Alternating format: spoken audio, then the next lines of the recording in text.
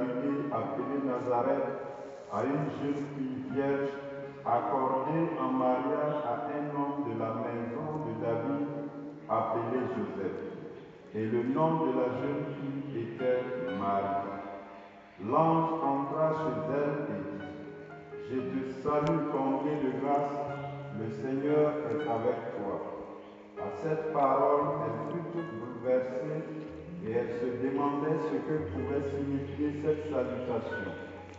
L'ange lui dit alors: Sois sans crainte, Marie, car tu as trouvé grâce auprès de Dieu. Voici que tu vas concevoir et enfanter un fils, tu lui donneras le nom de Jésus. Il sera grand, il sera appelé fils du Très-Haut. Le Seigneur Dieu lui donnera le trône de David son père. Il régnera pour toujours sur la maison de Jacob et son règne n'aura pas de fin. Marie dit à l'ange: Comment cela va-t-il se faire puisque je ne connais pas d'homme? L'ange lui répondit: L'Esprit Saint viendra sur toi et la puissance du Très-Haut te prendra sous son ombre. C'est pourquoi celui qui va naître sera saint, il sera appelé Fils de Dieu. Or, voici que dans sa vieillesse, Élisabeth apparente a conçu, elle aussi, un fils et en est à son 6e mois. Alors on l'appelait la femme stérile, car rien n'est impossible à Dieu. Marie dit alors: Voici la servante du Seigneur, que tout m'advienne selon ta parole. Alors l'ange la quitta. Acclamons la parole de Dieu.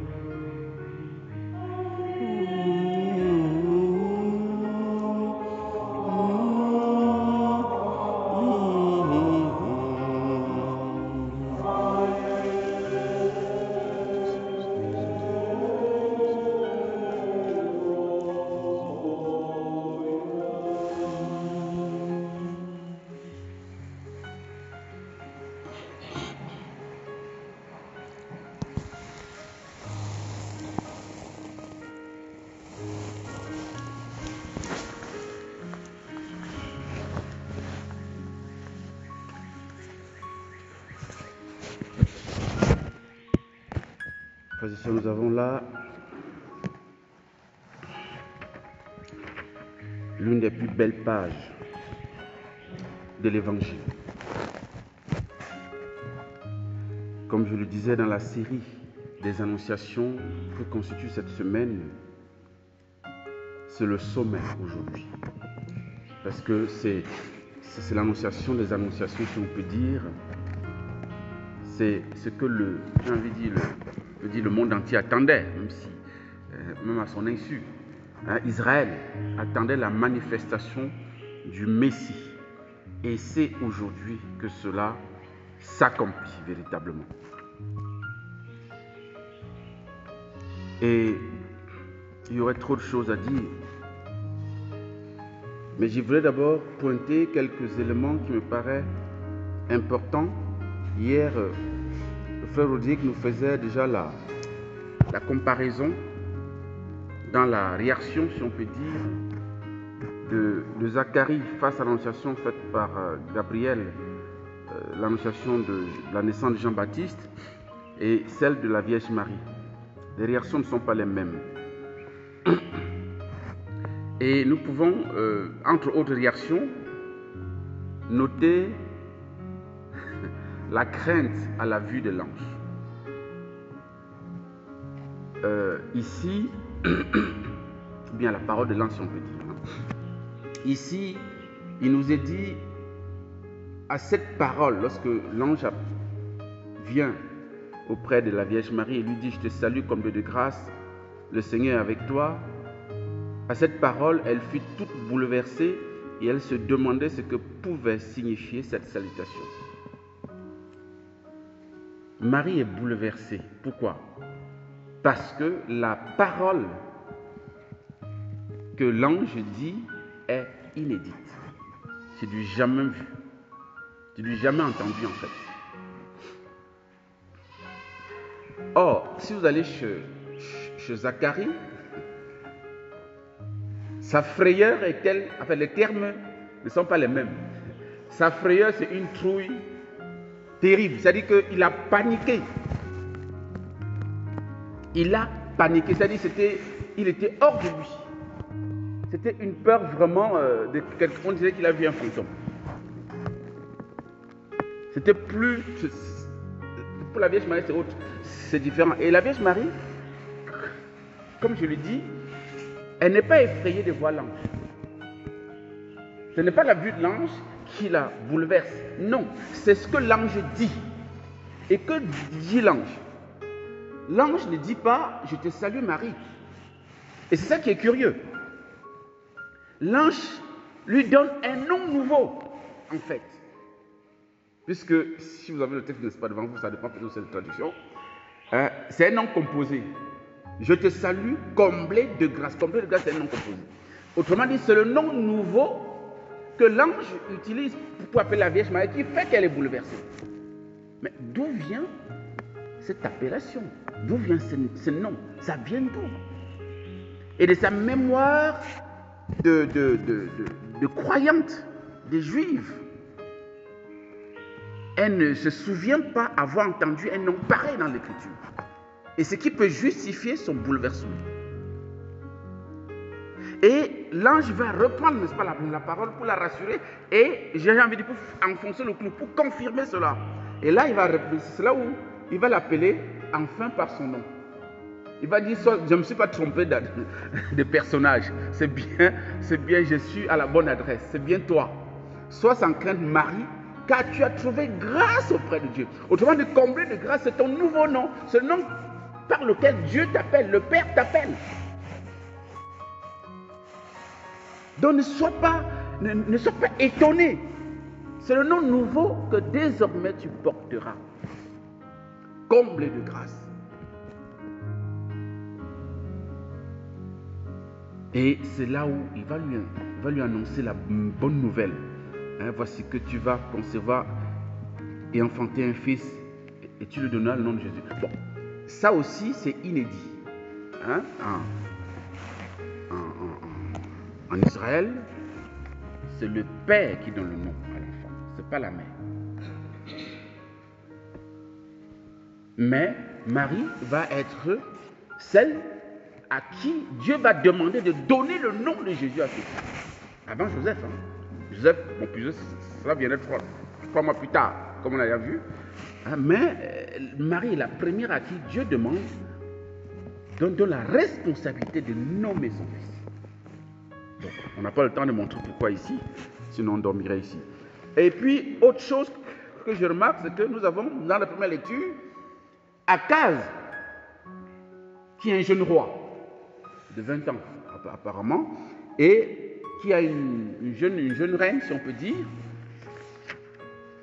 Et Isaïe, la part du Seigneur lui demande de demander un signe au Seigneur.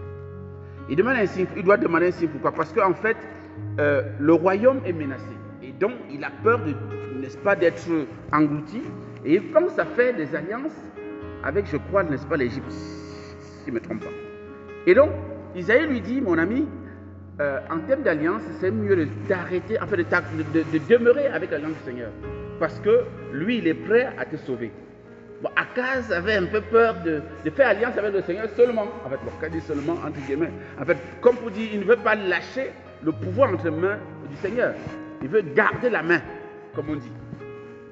Le Seigneur dit, bon, si tu as un doute, demande-moi un signe. Demande un signe. Et il va refuser de demander le signe. Quand Dieu nous demande de faire quelque chose, de demander, nous on fait là, on joue les sérieux, on joue les scrupuleux. Non. Et donc, à partir de là, je voudrais quand même faire une sorte de comparaison entre n'est-ce pas, dans ces annonciations-là. Nous avons vu n'est-ce pas, les annonciations, n'est-ce pas, de part et d'autre, n'est-ce pas, hier avec la femme de Manoah.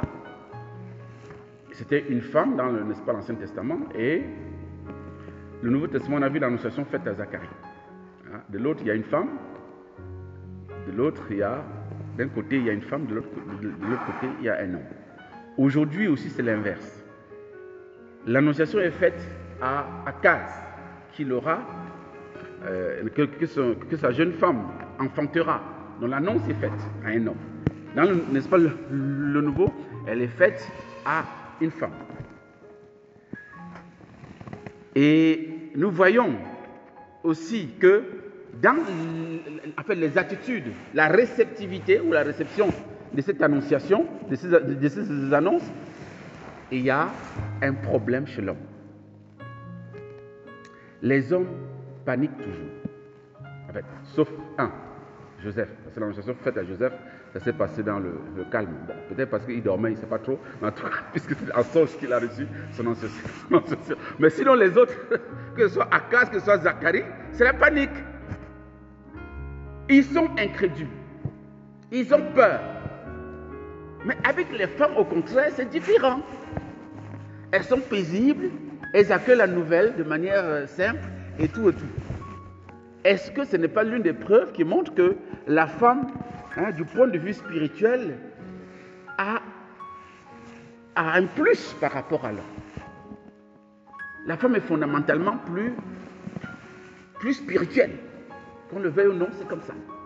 Elle est plus portée, n'est-ce pas? Elle a ce que j'appelle la sensibilité spirituelle, beaucoup plus grande que chez l'homme. Bon, ça c'est une des considérations de cette attitude, parce qu'en fait je constate simplement que Zacharie panique alors qu'il est même prêtre. Tu es prêtre et tu es en train de servir le Seigneur, l'ange apparaît, tu paniques.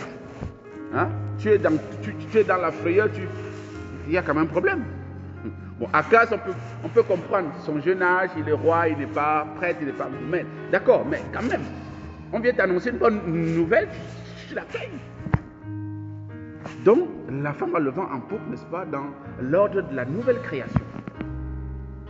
On va le voir encore, je crois, demain, avec la visitation. C'est pas les deux femmes qui vont se rencontrer, et les fusions de cet esprit qui s'en suivra. Donc, nous avons là, frères et sœurs, une attitude, et là je reviens sur l'évangile, nous avons chez la Vierge Marie une attitude qui, et comme le disait, n'est-ce pas, Rodrigue hier, une attitude de quelqu'un qui cherche simplement à comprendre.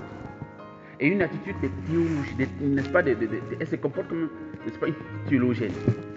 Un théologien est celui qui cherche à comprendre le sens profond des Écritures. La Vierge Marie, lorsqu'elle pose la question à l'ange, comment cela se fera-t-il? Ça n'a rien à voir avec le doute, c'est plutôt pour comprendre davantage, pour comprendre comment ce mystère va s'accomplir. Surtout que dans son état de virginité qui va durer, qui est, n'est-ce pas, pour toute la vie, ça pose quand même un problème de compréhension. Comment être vierge et être mère? Et l'ange va dire, ma chère, ne t'inquiète pas, c'est l'Esprit Saint qui viendra sur toi. Et sans comprendre grand-chose, comment l'Esprit Saint viendra, elle va répondre. Et c'est ce qu'on appelle le fiat, n'est-ce pas, de Marie. Voici la servante du Seigneur, que tout m'advienne selon ta parole. Et remarquez que le signe que Dieu a demandé à Akaz de demander et qu'il a refusé de demander, Marie, qui n'a rien demandé, on lui donne un signe. On lui donne un signe et le signe c'est que sa cousine, sa parente, a conçu elle aussi un fils. Elle en est à son 6e mois. Elle ne savait pas. Elle n'était pas au courant de la nouvelle. Elle n'a pas cherché à savoir comment ça peut se passer qu'une vierge devienne enceinte et tout ça. Est-ce que c'est possible et tout ça? Un peu comme Zacharie a dit, mais attends, moi je suis vieux et ma femme est ménopausée et tu me racontes qu'on va avoir un fils? Comment ça va se passer? Voilà, la Vierge n'a pas cherché à douter de ce que la parole de l'archange le disait. Mais elle a simplement demandé comment, la manière. Et en plus, la réponse de l'ange va lui donner un signe qui la conforte. Ta parente, vieille et ménopausée, elle est enceinte depuis 6 mois. Donc, elle n'a pas demandé, mais elle a été gratifiée, n'est-ce pas, par ce signe-là. Et l'ange peut partir en paix parce que Marie a dit oui. Et alors l'ange la quitta. Et vous, là on se rend compte ici, on se rend compte aussi que l'ange n'a pas eu la même attitude, bien sûr, que face à Zacharie. Parce que nous savons que quand Zacharie a douté, l'ange s'est présenté. C'est quand même anodin, hein? Enfin, c'est inédit, je vais dire. C'est quand même, il dit, je suis Gabriel, qui se tient devant Dieu. Parce que tu as douté, je parle. Ici, l'archange Gabriel repart avec beaucoup plus de joie, de sérénité, parce que la mission s'est parfaitement bien passée. La réceptivité s'est bien faite. Donc, il peut partir en paix. Dernière chose que je voulais partager avec vous, c'est que les évangiles de l'enfant, spécialement l'évangile de l'enfant chez Luc, nous avons la certitude, la quasi-certitude que c'est l'évangile de Marie. C'est-à-dire que Saint Luc raconte ce que la Vierge Marie lui a raconté. Parce que vous vous souvenez qu'au début de l'évangile de Luc, Saint Luc dit qu'il a entrepris d'écrire une biographie de Jésus. Et pour ce faire, il s'est approché des témoins oculaires qui ont vécu les événements avec lui, auprès de lui. Et donc nous pensons que l'évangile de l'enfance, puisqu'il s'agit de la Vierge Marie et des choses beaucoup plus intimistes que les prédications de Jésus, tout ça, où tout le monde pouvait traduire, tout le monde. Les apôtres pouvaient apporter des ecclésies à Luc. Par rapport à l'évangile de l'enfance, c'est la Vierge Marie elle-même qui aurait dévoilé à Luc ce qui s'est passé. Et donc, quand nous entendons l'évangile de l'enfance, surtout selon Saint Luc, nous entendons la Vierge Marie parler. C'est elle qui rend compte de ce qui s'est passé, de l'annonciation à la visitation aussi. Et je crois que c'est vraiment une grâce de la voir. Donc pour finir, frères et sœurs, nous pouvons demander la grâce à la Vierge Marie, de la grâce de la foi. C'est l'obéissance de la foi qui apparaît. C'est vrai que dans le rosaire, lorsque nous citons ce mystère de l'annonciation, le fruit de la foi, très souvent, c'est... Mais je pense que c'est beaucoup plus l'obéissance de la foi qu'il faut mettre en avant. Parce que c'est la foi de Marie qui permet l'accomplissement de l'incarnation. Et comme nous sommes en préparation à Noël, que la Vierge Marie nous aide à grandir dans la foi pour que nous aussi nous puissions avoir la grâce d'être sous l'ombre du Saint-Esprit. Parce que c'est le Saint-Esprit qui forme en nous le Christ. C'est le Saint-Esprit qui accomplit l'œuvre de l'Eucharistie sur lequel. C'est pourquoi on appelle épiclèse, c'est-à-dire que le prêtre au moment de la consécration invoque l'Esprit Saint qui vient réaliser le mystère de la transsubstantiation. Et donc c'est l'Esprit Saint qui peut former l'enfant Jésus en nous, qui peut nous rendre d'abord des temples et des crèches agréables à accueillir, n'est-ce pas, l'enfant Jésus, que à la prière de la Vierge Marie, nous aussi, nous puissions bénéficier de la couverture, entre guillemets, de la descente du Saint-Esprit sur nos vies, que nous puissions porter le Christ.